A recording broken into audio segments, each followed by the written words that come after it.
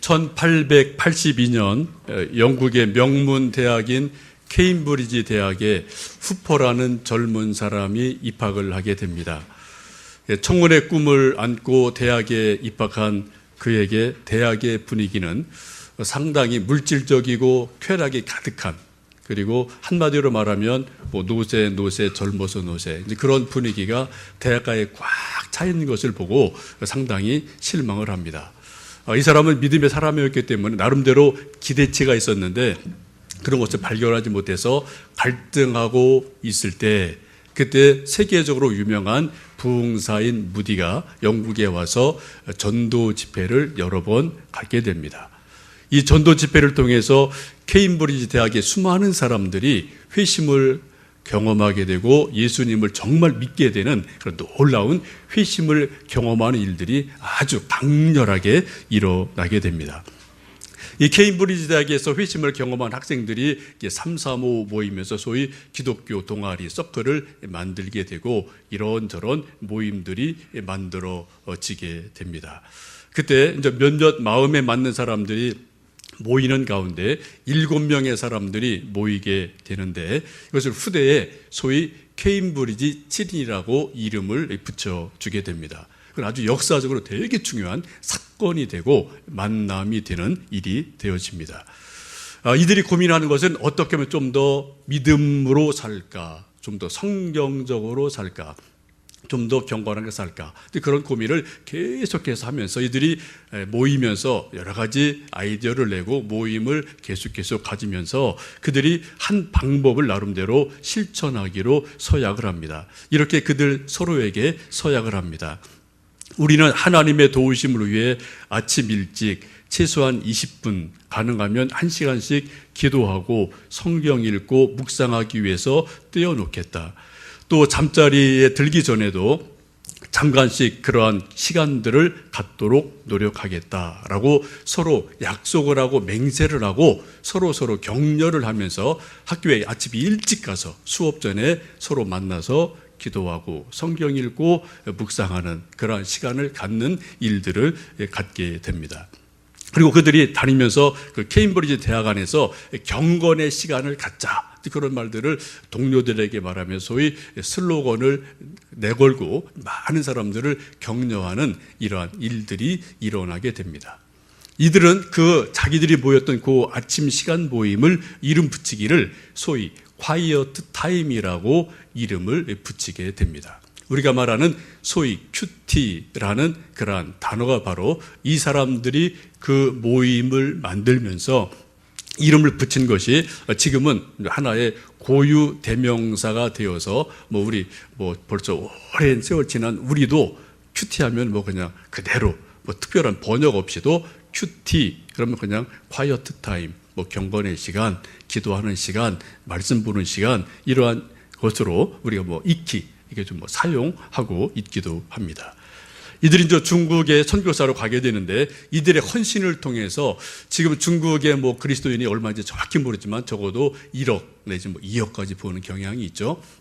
수많은 그리스도인들이 생겨나는데 정말 밑거름이 되어지는 놀라운 헌신을 하게 되는 사람들이 소위 케임브리지 7인이라는 사람들로 역사가 말을 하고 있습니다. 오늘 함께 읽으신 누가복음 4장 말씀은 예수님께서 공생애를 시작하시면서 하신 첫 번째 설교입니다.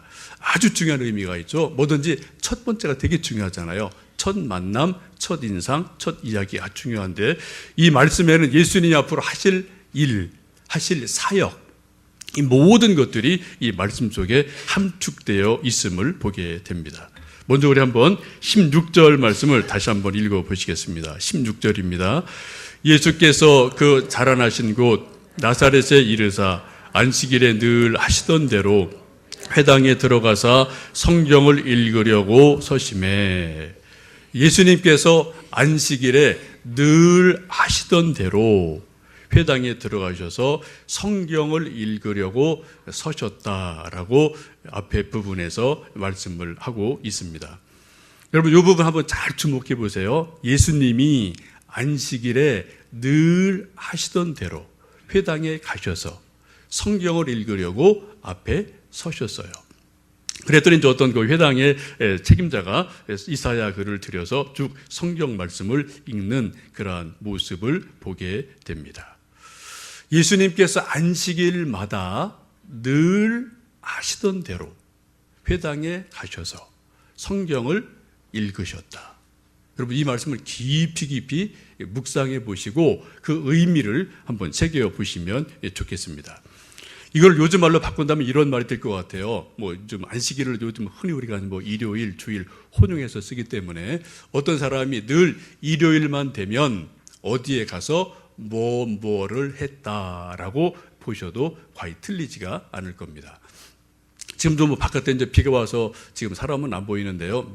매주일 아침 한 8시쯤 되면은 여기 상현 중학교 운동장에 한 20여 명 축구하는 분들이 매번 있습니다. 여러분은 잘 모르시는데 저는 이렇게 제 방식에 딱 보면 보이거든요. 매번 보면은 한 20여 명의 축구하는 분들이 계속 한두 시간 계속 뛰는 걸 봐요. 그분들은 뭐예요? 매 일요일만 되면 상영 중학교에 가서 공을 차더라. 우리 그 사람 일컬어서 조기 축구회 동호회다라고 우리는 이름을 붙일 수가 있을 겁니다. 또 어떤 사람은 등산 좋아하는 사람은 매 일요일만 되면 그들은 산에 올라가서 등산을 하더라라고 말할 수 있을 겁니다. 그러면 우리는 그런 사람 일컬어서 산악동호회다 또 산악회다라고 이야기를 할 수가 있을 겁니다. 또 어떤 사람들은 매 주일만 되면 성경책을 가지고 교회로 나가서 찬송 부르고 예배를 드리더라라고 말한다면 그 사람을 우리는 그리스도인이다, 성도다라고 이야기할 수가 있을 겁니다. 여러분 예수님께서 매 안식일마다 회당에 가셔서 성경을 읽으셨다라는 말씀을 좀 깊이 눈여겨보시면 좋겠습니다. 이걸 누가복음 22장에 보시면은 예수께서 나가사 습관을 따라 감람산에 가심에 제자들도 따라가서 기도했다라고 말씀을 하고 있습니다. 예수님께서 감람산에 가실 때 어떻게 가셨다고요? 습관을 따라 감람산에 가셔서 기도하셨다라고 말씀해요. 그래서 제자들과 함께 따라갔다라고 성경은 말씀하고 있습니다. 우리가 복음서 속에서 예수님을 이해할 때 아주 중요한 단어 중에 하나가 예수님이 하시던 대로 습관을 따라서라는 단어를 여러분 한번 주의 깊게 보시는 것 아주 중요하고 매우 필요합니다. 예수님께서 어떻게 하셨다고요? 그냥 하신 게 아니에요. 예수님이 그냥 하신 게 아니라 습관을 따라서 매 안식일 날 하시던 대로 이것을 하시고 저걸 하셨다라고 성경은 말씀합니다. 우리가 예수님에 대해서 오해하는 것이 이런 거가 있어요. 예수님은 예수님이니까 그냥 척척 기도하신다. 예수님이니까 그냥 척척 성경 보신다. 성경 그렇게 말씀하지 않습니다. 오늘 잘 보세요. 예수님께서 안식일에 늘 하시던 대로 회당에 가셔서 성경을 읽으셨다. 누가복음 22장 보시면은 예수님께서 습관을 따라 감람산에 올라가셔서 기도하셨다라는 것을 여러분 아주 주의 깊게 보셔야 될 부분인 줄로 압니다. 몸에 뱉다는 거죠. 말 그대로 습관이 몸에 딱 익어서 저절로 그렇게 될 정도로 아주 몸에 익숙한 그러한 삶의 모습이 예수님에게 있음을 우리가 볼 수가 있습니다. 이제 저희가 이제 순모임을 만들면서 좀 큐티를 각자 하고 할 수 있으면 좀 순모임에서 큐티 나눔을 했으면 좋겠다. 이런 말씀을 제가 반복해서 말씀드리고 있고, 큐티책을 좀 나눠드리기도 하고, 여러분 나름대로 이렇게 저렇게 수고들 하고 계시는 줄 압니다. 아마 짐작컨대 여러분 잘 되시는 분도 계시고, 좀 익숙하지 않아서 참 힘들다, 버겁다, 하다 말다 이렇게 하시는 분도 적지 않아 계실 것 같아요. 그건 당연합니다. 저도 100% 완벽하지 않아요. 저도 할 때 있고 또 바쁘면 건너뛸 때 있고 이런 일 저에게도 개인적으로 있기도 합니다. 그럼에도 불구하고 말씀 묵상, 큐티의 시간이 필요한 이유가 뭘까요? 필요함에도 불구하고 우리가 잘 되지 않는 이유가 뭘까요? 제가 볼 때는 여러 이유가 있겠습니다만 그게 두 가지가 이유라고 봅니다. 첫 번째는 습관이 안 돼 있다는 거예요. 몸에 딱 이게 배어 있지 않다는 겁니다. 우리가 습관을 흔히 제2의 천성이라고 이야기를 합니다. 천성은 뭐죠? 태어날 때부터 우리 속에 있던 어떠한 성격, 성질, 기질 이렇게 다 우리는 다 나름대로 있어요. 이것은 누가 뭐라고 하지 않아도 그대로 나오게 되어 있는 우리 천성이 다 있거든요. 이 천성들을 가지고 살아가는데 습관이 바로 제2의 천성이라 할 만큼 그만큼 중요하다라고 우리가 다 알고 있습니다. 우리가 한두 달 전에 저희 이제 몇몇 분들이 이제 MBTI 세미나를 하는 시간을 가졌었는데 참석한 분들이 나름대로 어느 정도 유익함이 있었던 것 같아요. 자기의 기질을 알고 자기 성향을 좀 알고 또 자기에게 내 속에 좀 이런 게 있구나 이런 것을 조금 생각할 수 있는 그런 기회가 되어서 나름대로 유익한 시간이 된 줄 압니다. 여러분 큐티를 잘 하시는 방법 다른 길이 없어요. 습관이 들 때까지 계속해서 반복하는 것 이거 이외에는 다른 방법이 없습니다. 예수님도 어떻게 하셨다고요? 오늘 말씀을 보시면은 안식일에 늘 하시던 대로 회당에 들어가서 성경을 읽으셨다라고 성경은 말씀을 하고 있습니다. 늘 하시던 대로 하셨다. 습관대로 하셨다라고 성경은 말씀을 하고 있습니다. 여러분도 보셨겠지만 이제 말콤 글래드웰이라는 아주 탁월한 작가가 있는데 이분이 많은 책을 썼는데요. 그 중에 하나가 아웃라이어라는 책이 있습니다. 아웃라이어라는 말은 말 그대로 탁월하다, 대단하다 그런 뜻을 가지고 있는 단어이죠. 이 책에서 쭉 하는 얘기가 세계에서 운동이든 음악이든 컴퓨터든 어떤 특정 분야에 있어서 세계적인 대가의 반열에 오른 사람들의 공동된 특징이 있다. 공통점이 있다. 그게 뭐냐? IQ 좋다는 얘기 아니에요. 그 세계에서는요. 공동된 특징은 그 사람들이 1만 시간 이상을 한 분야, 자기 좋아하는 분야에 집중적으로 투자했다. 그런 이야기를 여러 가지 사례를 통해서 이야기를 하고 있습니다. 한 10,000시간 이상을 계속해서 한 분야에 집중했더니 그 사람이 어느 순간 탁 튀면서 정말 아웃라이어, 대단한 대가가 되는 것을 논증하는 사례들이 아주 많이 있습니다.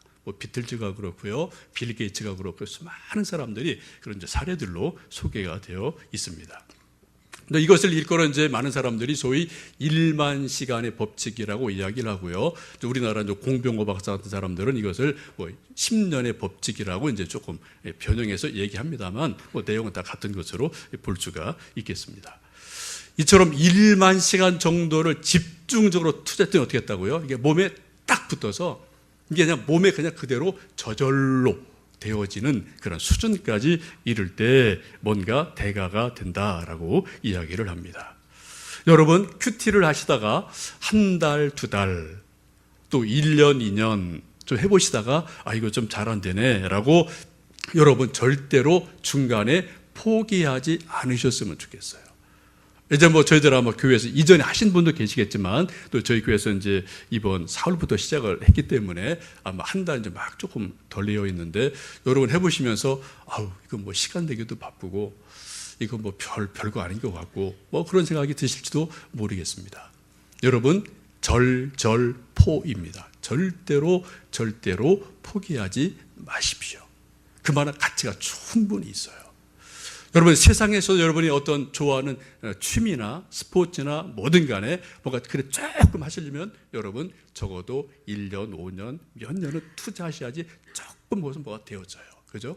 한두 달 하다가 1년 하다가 이거는 아닌가 봐요 하면 여러분 아무것도 이룰 게 없습니다. 우리가 뭔가를 이루려면은 적어도 1년, 3년, 5년 10년 이게 좀 쭉 바라보고 뭔가를 만들어갈 때 거기서 비로소 뭔가 만들어지게 됩니다. 큐티 역시 마찬가지예요. 여러분 한두 달 해보고 이거 별로. 여러분 절대 포기하지 않으셨으면 좋겠습니다. 하여튼 우리가 큐티를 잘 이제 안 되는 이유가 습관이 몸에 안 됐다는 거예요. 그래서 우리가 하기가 좀 어려운 부분이 있다. 이게 분명히 있고요. 또 하나는 큐티의 유익을 모르기 때문에, 큐티의 가치를 모르기 때문에 우리가 좀 큐티를 소홀히 여기는 경향들이 우리에게 있습니다. 여러분 나름대로 몸의 건강을 위해서 어떤 특별히 챙겨 드시는 약, 음식이 있을 겁니다. 뭐 비타민C, 뭐 매일 아침 사과 한 개, 아니면 뭐 견과류, 뭐가 다 나름대로 여러분 쭉 몇 년간 오랫동안 잡수시는 그런 소위 보조식품들이 있으실 거예요. 그 하루 이틀 건너뛰면 되게 몸이 좀 이상한 느낌이 있거든요. 기분이 좀 그렇게 나오거든요. 그죠? 건너뛰었다는 것 때문에. 우리 몸에 익숙해진 거고 그만큼 또 유익이 있는 것은 분명한 일입니다. 여러분의 영혼을 위해서 정말 내 몸보다 더 소중하고 진짜 나인 내 속사람 영혼을 위해서, 그 영혼의 평안을 위해서, 영혼의 건강을 위해서 여러분 정말 마치 매일매일 비타민C를 챙겨 드시는 것처럼 여러분이 매일매일 아니면 규칙적으로 뭔가 하시는 영적 일, 그게 뭐가 혹 있으십니까? 주일 예배 드리는 거 말고요. 여러분이 일상생활 속에서 개인적으로 매일매일 나름대로 하시는 게 뭐가 있으신지 한번 생각을 해보시면 좋겠습니다. 잠언 2장에서 이렇게 말씀합니다. 내 아들아, 내가 만일 나의 말을 받으며 나의 계명을 내게 간직하며 내 귀를 지혜에 기울이며 내 마음을 명철에 두며 지식을 불러 구하며 명철을 얻으려고 소리를 높이며 은을 구하는 것 같이 그것을 구하며 감추어진 보배를 찾는 것 같이 그것을 찾으면 여호와 경외하기를 깨달으며 하나님을 알게 될 것이니라 라고 말씀합니다.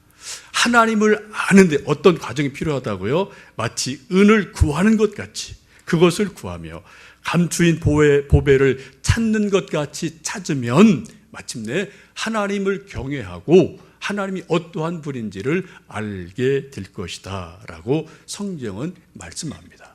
그런 지난한 그런 간절한 과정이 나름대로 필요하다라고 성경은 말씀하셔요.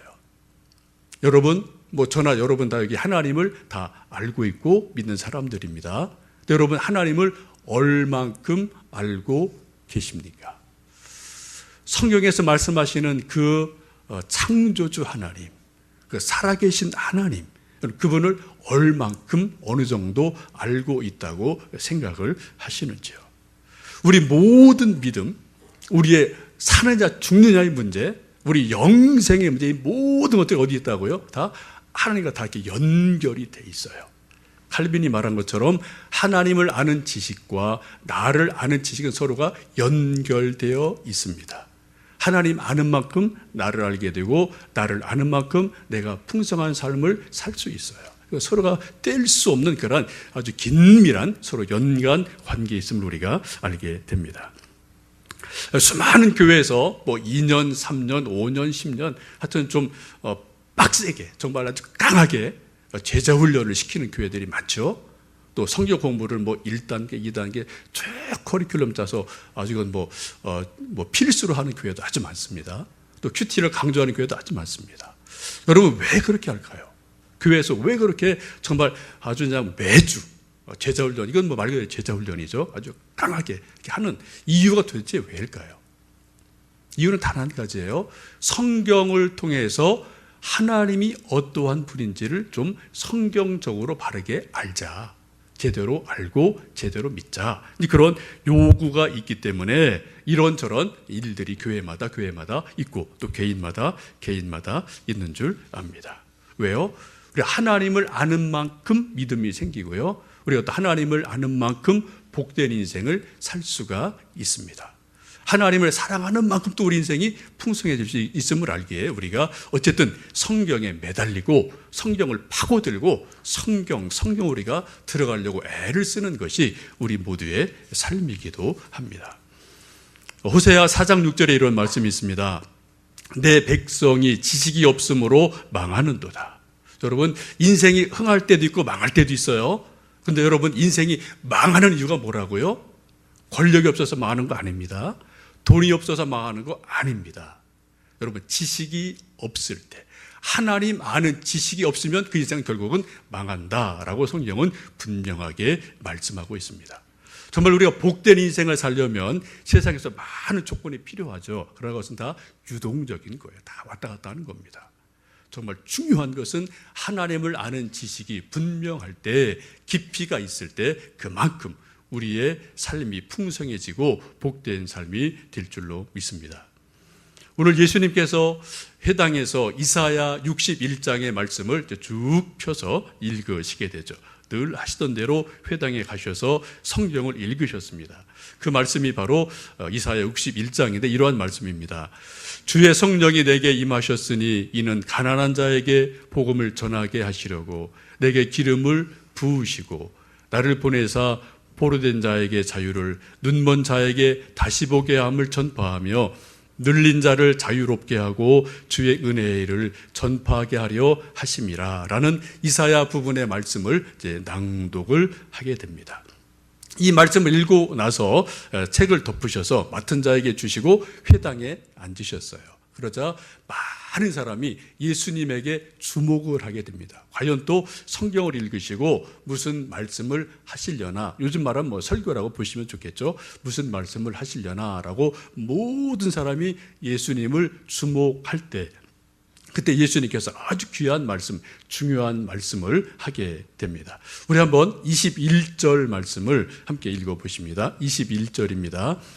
이에 예수께서 그들에게 말씀하시되 이 글이 오늘 너희 귀에 응하였느니라 하시니. 모든 회중이 쭉 예수님을 바라보는 그 순간 예수님이 입을 열어 하시는 말씀이, 이 글이, 이사야의 이 말씀이 오늘 너희 귀에 응하였다라고 성경은 말씀하고 있습니다. 아주 중요한 말씀입니다. 아주 결정적인 말씀이에요. 이사야 말씀은 언제 말씀입니까? 예수님 약 700년 전에 기록된 예언서예요. 근데 700년 전에 기록된 그 옛날 말씀이 언제요? 예수님이 말씀을 읽는 순간 이루어졌다, 응했다라고 말씀합니다. 응했다라는 것을 영어 성경으로 보면은 fulfill로 나와 있어요. 가득 채워졌다, 완성됐다, 다 완료가 됐다라고 성경은 말씀합니다. 700년 전의 말씀이 예수님이 낭독하시고 말씀하는 그 순간에 이미 현실이 됐다는 거예요. 오늘 말씀으로 꽝 하고 마침표가 찍어졌다라고 예수님은 말씀합니다. 우리가 성경을 읽으실 때 아주 중요한 두 단어를 여러분 늘 기억하시면 좋겠는데요. 하나는 예언과 성취라는 단어입니다. 예언과 성취. 구약성경 대부분 예언의 말씀이 아주 많죠. 그래서 이사야, 예레미야, 에스겔, 다니엘 12선지자 쭉 예언서가 쭉 나와 있는데 이 예언서들이 하는 말씀 대부분 뭡니까? 앞으로 하나님이 하실 일에 대한 예언의 말씀이 아주 많이 있어요. 근데 그 예언의 말씀이 어떻게 됐습니까? 역사적으로 다 현실이 됐어요. 예수님 통해 그것이 완벽하게 성취가 됐습니다. 만약에 구약에서 말씀하신 예언의 말씀이 지금까지 아무것도 이루어지지 않았다, 그냥 성경에 있는데 아무것도 이루어진 것이 없다라고 말한다면 이 성경책은 허망한 책입니다. 이 성경책을 보고 말하는 저나 앉아있는 여러분은 세상에서 가장 불쌍한 사람들이에요. 허망하고 붙들고 있는 거예요. 근데 뭡니까? 그렇지 않아요. 구약에서 예언한 모든 말씀들이 예수님을 통해서 성취가 됐어요. 역사적인 사건에 다 그것이 이루어졌어요. 역사가 증거를 하고 있고 예수님이 증명을 하고 계십니다. 그래서 우리가 예수님을 믿고 성경이 성경인 것을, 성경이 하나님의 말씀을 우리 믿고 이 말씀 속에, 성경 속에 우리 전체를 걸고 있습니다. 여러분, 우리는 이 역사를 영어로 히스토리라고 말하죠. 히스토리가 뭐예요? 히스 스토리예요. 누구의 스토리입니까? 그분 예수님의 스토리가 역사예요. 우리 인류 역사에서 예수님 얘기를 한번 여러분 쏙 빼보십시오. 그럼 뭐가 남습니까? 인간들의 이야기밖에 남는 게 없어요. 인간들이 전쟁했다, 잘 살았다, 못 살았다, 이랬다 저랬다, 인간들이 지지고 볶았다, 이거밖에 남는 게 없어요. 여러분, 성경인 것은 역사가 되는 것은 바로 이 인류 역사 속에 하나님의 아들 예수님이 오셨기에, 예수님이 계셨기에 그 전체를 관통하면서 비로소 히스토리가 되는 것을 우리가 보게 됩니다. 그것을 증명해 주는 가장 명백한 책이 뭡니까? 바로 성경책이라는 거죠. 그래서 우리가 계속해서 성경에 관심을 갖게 됩니다. 여러분, 성경은 기본적으로 신약 성경도 2000년 전에 기록된 겁니다. 구약은 대개 3000년 전까지 올라가죠. 여러분 2000년 전이면 우리나라 역사 대충 어떻게 되죠?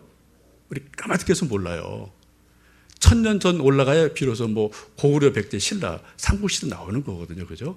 그 1000년 더 거슬러 가면 우리 정말 알지 못하는 뭐 그런 우리 역사입니다.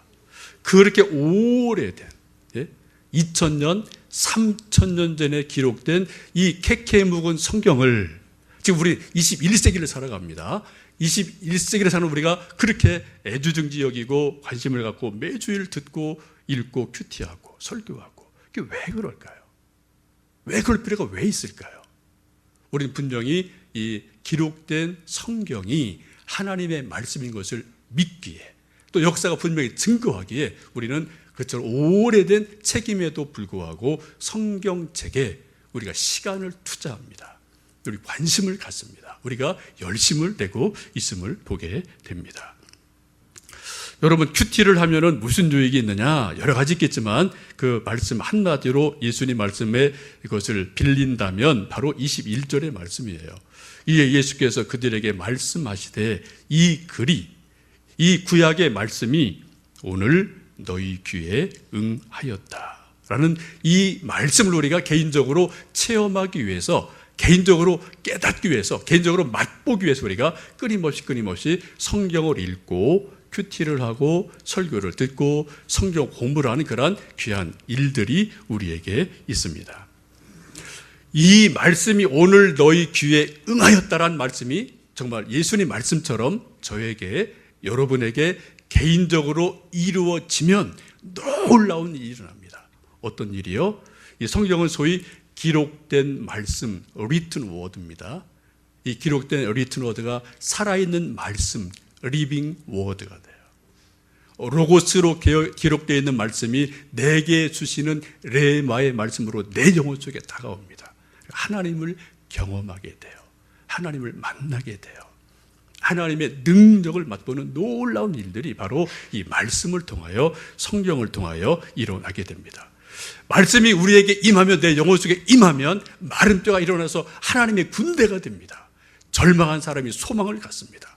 어둠의 사람이 빛의 사람이 됩니다. 땅의 사람이 천국의 사람이 돼요. 낙심한 사람이 다시 일어서는 놀라운 역사가 바로 하나님 말씀을 통하여 우리 영혼 속에서, 역사 속에서, 사람들 속에서 끊임없이 반복되는 것을 우리가 경험하고 알고 있습니다. 여러분, 순모임이 뭐 하는 데냐, 뭐 여러 가지로 말할 수 있겠습니다만, 좀 오늘 말씀을 빌리면 바로 우리 개인적으로 나름대로 성경을 읽고 묵상하고 깨닫고 체험한 것들을 뭐 이것이든 저것이든 같이 좀 보여서 찬송 부르고 그런 것들을 조금 내놓고 나누다 보면은 영적 풍성한 식탁이 될 수 있을 것입니다. 하나님 말씀이 임하면 서로가 세워주는 역사가 일어나고요, 하나님의 소망이 임하게 되고요, 하나님의 능력이 임하는 것을 나 개인도 경험하지만 더불어 경험하는 놀라운 일들이 일어나게 될 것입니다. 여러분, 첫 술에 배 부를 수는 절대로 없어요. 이거 뭐 명확합니다. 한두 번 해서 배부르다, 좋다, 이런 일 거의 없어요. 그러나 여러분, 거기에는 할 만한 가치가 있습니다. 그만한 능력이 분명히 그 속에 있음을 우리가 알게 됩니다. 저는 이 시간 예수님 말씀처럼 예수님이 늘 하시던 대로 회당에 가셔서 성경을 읽으셨던 것처럼 늘 그런 하는 우리의 습관이 몸에 배었으면 좋겠어요. 또 예수님 말씀처럼 누가복음 22장의 말씀처럼 습관을 따라 감람산에 가셔서 기도하셨다는 말씀처럼 우리 몸에 딱 습관이 뵐 때까지 성경을 읽고 묵상을 하고 하나님 앞에 나갈 일들이 정말 내 몸에 톡 붙는 그러한 은혜가 있었으면 좋겠습니다. 그러다 보면 저는 분명히 확신합니다. 언젠가 성경이 진짜네? 하나님이 정말 살아계시네? 정말 하나님이 내게 말씀하시네? 여러분 경험하실 때가 분명히 있으셔요. 이미 있지만 또 다르게 말씀을 통하여 성령이 정말이네? 이 약속 말이 정말이네? 정말 하나님이 정말 살아계시네? 라는 놀라운 전율을 하면서 하나님의 살아계심을 체험하는 놀라운 일이 있을 겁니다. 이것이 바로 큐티예요. 이것이 바로 이러한 것을 나름대로 개인적으로 나누어 보고 또 함께 모여서 나눔을 하는 것이 순모임을 것을 기억하시면 좋겠습니다. 이런 놀라운 은혜가 여러분 개인적으로 혹은 모일 때마다 우리 교회 안에 가득하시기를 간절히 축원합니다. 기도하겠습니다.